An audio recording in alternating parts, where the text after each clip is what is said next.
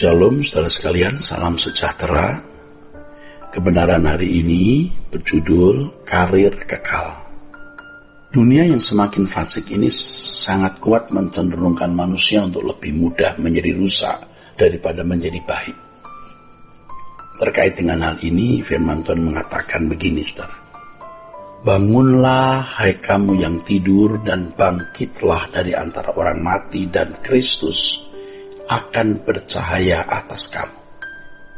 Karena itu perhatikanlah dengan seksama bagaimana kamu hidup. Janganlah seperti orang bebal, tetapi seperti orang arif. Dan pergunakanlah waktu yang ada, karena hari-hari ini adalah jahat. Sebab itu janganlah kamu bodoh, tetapi usahakanlah supaya kamu mengerti kehendak Tuhan. Saudaraku sekalian, hal itu ditulis oleh Paulus kepada jemaat Efesus, ya. Efesus pasal 5 ayat 14 sampai 17. Melakukan kehendak Allah adalah karir yang menghasilkan kekekalan yang indah dan mulia.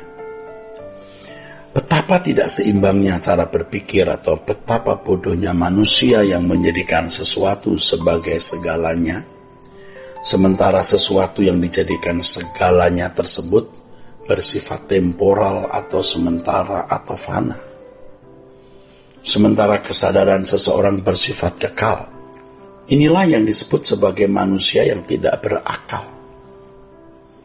Kepada manusia seperti ini Yesus berkata, tetapi firman Allah kepadanya, hai engkau orang bodoh, pada malam ini juga jiwamu akan diambil daripadamu, dan apa yang telah kau sediakan, untuk siapakah itu nanti?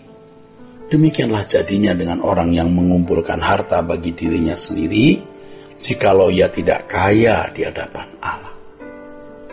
Dalam kenyataannya, orang-orang seperti orang kaya di Lukas pasal 12 ayat 20-21 ini dipandang cerdas. Kalau ada orang kaya seperti ini di dunia yang sukses dalam mengumpulkan, mengakumulasi kekayaan, harta, dan aset, pasti dipandang cerdas oleh dunia.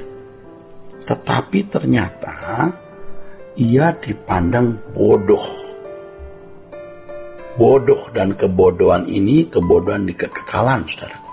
Artinya dalam kebinasaan abadi.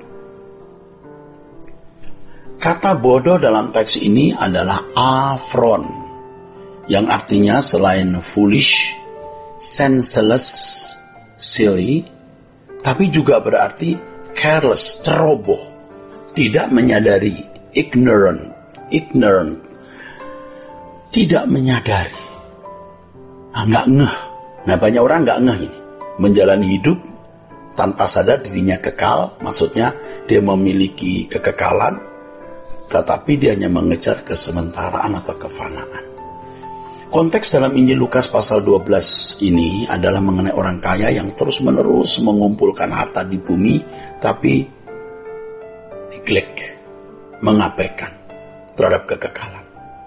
Ya, itulah sebabnya Paulus mengatakan begini, karena itu perhatikanlah dengan seksama bagaimana kamu hidup. Ya, janganlah seperti orang bebal, tetapi seperti orang arif. Dan pergunakanlah waktu yang ada, karena hari-hari ini adalah jahat. Sebab itu janganlah kamu bodoh, tetapi usahakanlah supaya kamu mengerti kehendak Tuhan.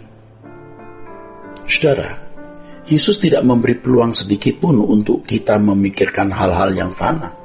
Tidak ada peluang sedikit pun Injil itu mengajarkan kita atau membolehkan kita memikirkan duniawi atau dunia ini, dalam arti mengingini dunia.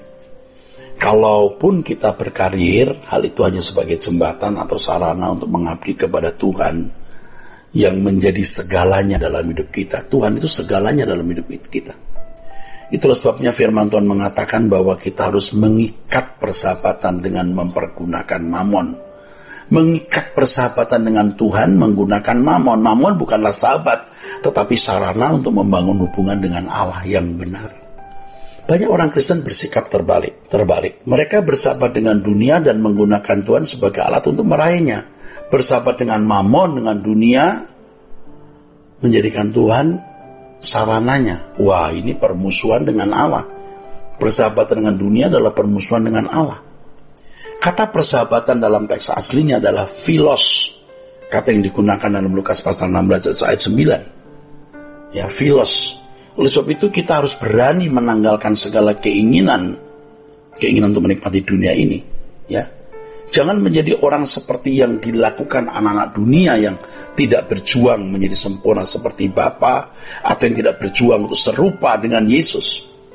Bagi mereka karir adalah segalanya dalam hidup ini. Bagi orang percaya, Tuhan adalah segalanya dalam hidup ini. Hanya orang yang menjadikan Tuhan segalanya dapat hidup dalam perdamaian dengan Dia. Ketika seseorang menjadi umat pilihan, maka ia harus terus belajar menempatkan Tuhan sebagai pusat. Pusat di sini sama artinya dengan tujuan, arti dan makna dan nilai. Menempatkan Tuhan sebagai pusat kehidupan sama artinya menjadikan Tuhan sebagai tujuan, arti, makna, dan nilai kehidupan ini. Bukan harta. Tanpa Tuhan berarti hidup ini tidak mempunyai tujuan, tidak berarti dan tidak bermakna dan tidak bernilai. Menempatkan Tuhan sebagai pusat kehidupan artinya bahwa hidup ini hanya untuk memuaskan hati Allah dan melakukan kehendaknya semata-mata. Tidak ada sesuatu apapun yang menjadi pusat kehidupan ini kecuali Tuhan. Inilah tujuan manusia diciptakan. Ya, inilah tujuan Allah menciptakan manusia, saudaraku. Manusia yang materialistis, menempatkan harta sebagai pusat kehidupan, itu orang yang malang, celaka. Seorang yang gila hormat menempatkan kehormatan sebagai pusat kehidupannya, ini juga celaka. Seorang yang terobsesi menjadi orang terkenal menempatkan popularitas sebagai pusat kehidupan, malang, celaka. Seorang yang mendewakan kecantikan, menjadikan kecantikan sebagai pusat kehidupannya, ini juga malang dan celaka. Seorang yang mendewakan gelar menempatkan pendidikan sebagai pusat kehidupannya, itu juga celaka. Malang. Orang beragama menjadikan hukum dan ritual sebagai pusat kehidupannya. Nah, ini juga malang, saudaraku. Hal terakhir inilah yang akan menjadi pusat renungan kita. Jangan hanya beragama dan memiliki perilaku baik menurut hukum. Ini bisa jadi penyesatan yang terselubung, saudaraku. Orang yang menjadikan Tuhan sebagai pusat kehidupannya akan berkata seperti Yesus berkata, makananku melakukan kehendak Dia yang mengutus aku dan menyelesaikan pekerjaannya. Inilah yang namanya hidup bagi Tuhan. Inti dari hidup bagi Tuhan adalah berusaha mengerti kehendak Tuhan dan melakukan kehendaknya. Hidup seperti ini adalah kehidupan orang yang kehilangan nyawa di bumi, kesenangan di bumi. Ia tidak memiliki keinginan apapun dalam hidup ini kecuali melakukan kehendak Bapa, menyenangkan hati Bapa. Segala sesuatu yang diingini, segala sesuatu yang dilakukan hanya untuk kepentingan Tuhan semata-mata. Saudaraku, tidak ada orang yang lebih kaya dari orang-orang seperti ini, yang hidupnya hanya untuk menyenangkan hati Allah, melakukan kehendak Bapa. Inilah yang dimaksud dengan mengumpulkan harta di surga.